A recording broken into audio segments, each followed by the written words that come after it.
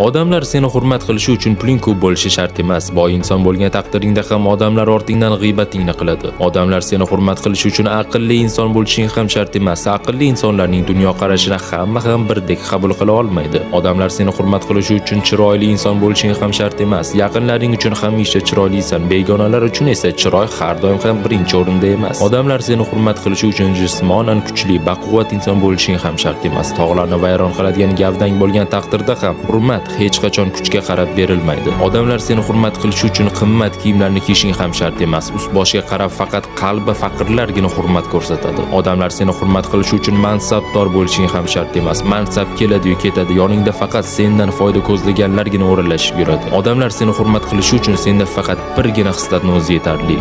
Muomala. Mana gap nimada?